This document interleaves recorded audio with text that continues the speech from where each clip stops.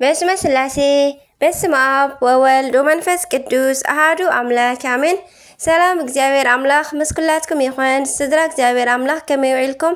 ኣነ እግዚአብሔር ይመስገን። ክብሪ ስፋሕ መድሃኒ ዓለም ኣቦይ ከምቲ ኣነ ጽቡቕ ዝወዓልኩ ድማ ጽቡቕ ውዕልኩም ክትኮኑ ናይ ኩሉ ግዜ ተስፋይን ትምኒተይን እዩ። ኣሜን።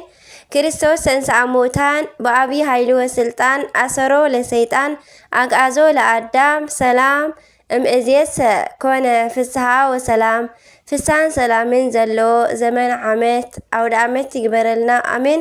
ስንክሳር ዘወርሃ ሚያዝያ 14 ስንክሳር ድሰምዕ ዘንብብ ፍቅሪ ጎይታ ኣብ ልቡ ይዕንብብ ሓለዋን ጸሎትን ተራዳእነትን ናይ ቅዱሳን ድማ ይረክብ።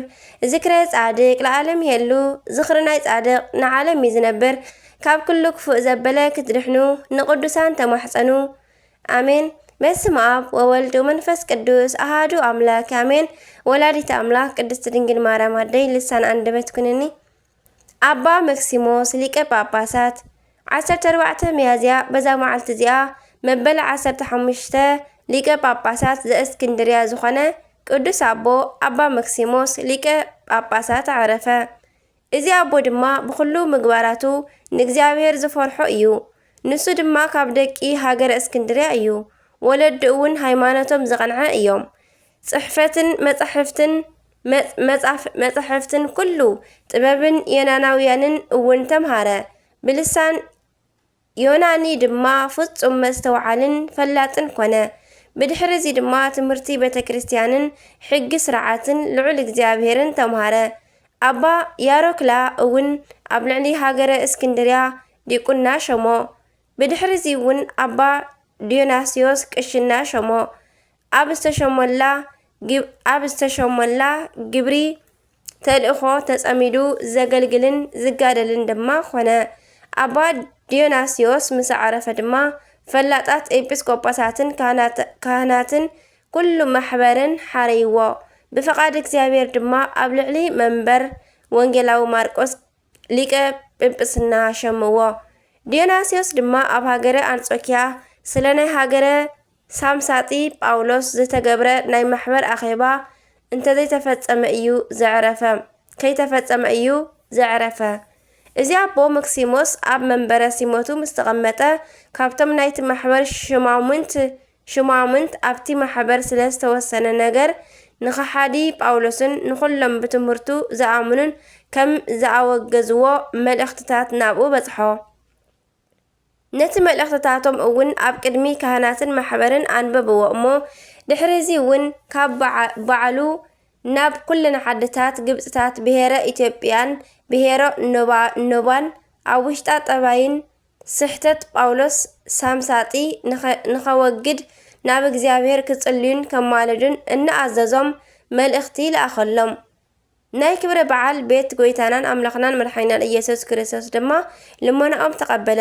እዚ ክሓዲ እውን ብዘይካ ውሑዳት መዓልትታት ነዊሓ ይጸንሐን እሞ ብፍጥነት ኣጥፍኦን ርኩሰት እምነቱ ካብ ዓለም ኣወገደን። ኣብ ዘመን እዚ ኣቦ ድማ ካብ ምብራቕ ሃገር ማኒ ዝተባሃለ ሰብ ተለዓለ። ንዓርሱ መንፈስ ጽድቂ ጰራቅሊጦስ ሰሚዩ ድማ እኩይ ስሕተት ሰሓተ። ኣብ ምድረ ሶርያ እውን በጽሐ። አርኬላዎስ ዝስሙ ሓደ ኤጲስቆጶስ ከዓ ተኸራኸሮ። ስሕተቱ ገሊጹ እውን ኣዋሪዱ ካብ ዓዱ ኣባረሮ። ካብኡ ተመሊሱ ድማ ናብ ፋርስ ሃገር ብምኻድ ንዓርሱ ነቢይ ሰመየ። ንጉስ ፋርስ ዝነበረ ብህራም ድማ ሒዙ ንክልተ ሰንጠቆ።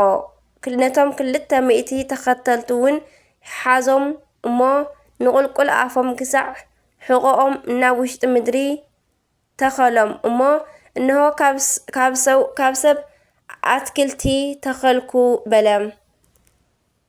እዚ ኣቦ ድማ ንምእመናን እናዓቀበ ብድርሳናትን ብተግሳጻትን እናጽንዖምን ካብ ናይ ክሓድያንን ዕልዋንን ክሕደት እናድሓኖምን ክሳብ ዘዕርፈሉ ጊዜ እናተጋደለን እናጾመን ኩሉ ነበረ። ን15 ዓመታት ኣብ ባንበረ ሽመቱ ጸኒሑ ብሰላም ዓረፈ። በረከቱ ምሳና ተሃሉ ንዘለዓለም ዓለም አሜን። አርኬ ድማ ከምዚ ይብል ሰላም ለመክሲሞስ ልዑል በመንበረ ማርቆስ ሰባኪ ወንጌል ኡሩቅ ትስብእት እምተዋህዶ ተቃል በትምህርተ ካህድ ለብእሲ ዘይብል መጽሐፈ ግዘት አንበረ በኩሉ ደወል። ንእግዚአብሔር ምስጋና ይኹን። ንዓና እውን ብጸሎት ቅዱሳኑ ይምሓረና ንዘለዓለም ዓለም አሜን። በረከት ረድኤት ናይ ኩሎም ቅዱሳን ምስ ኩላትና ይኹን።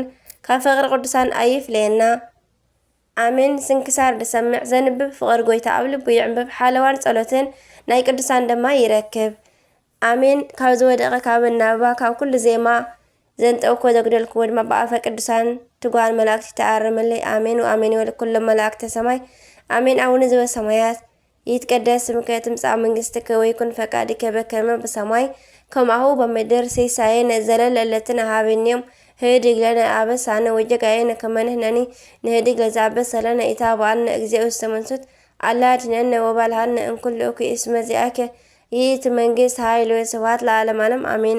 በሰላም ቅዱስ ገብርኤል መልአክ እግዝእትየ ማርያም ሰላም ለኪ ድንግል በህሊናኪ ወድንግል በስጋኪ እመ እግዚአብሔር ጽባኦት ሰላም ለኪ ቡሩክት አንቲ እምአንስት ወቡሩክ ፍሬ ከርስኪ ተፈሥሒ ፍሥሕት ኦ ማርያም ምልዕተ ጸጋ ምልዕተ ውዳሴ ምልዕተ ኩሉ እግዚአብሔር ምስለኪ ሰአሊ ወጸልዪ ምህረተ በእንቲአነ ምህረተ ኩሉ ዓለም ምህረተ ምድራ ጋዜታ በፍቅር ወልድኪ ኢየሱስ ክርስቶስ ከመ ይስረይ ለነ ኃጣውኢነ ተማኅፀነ በኪዳንኪ አሜን። ስብሐት ለእግዚአብሔር ወለወላዲቱ ድንግል ወለመስቀሉ ክቡር አሜን አሜን። ለይኩን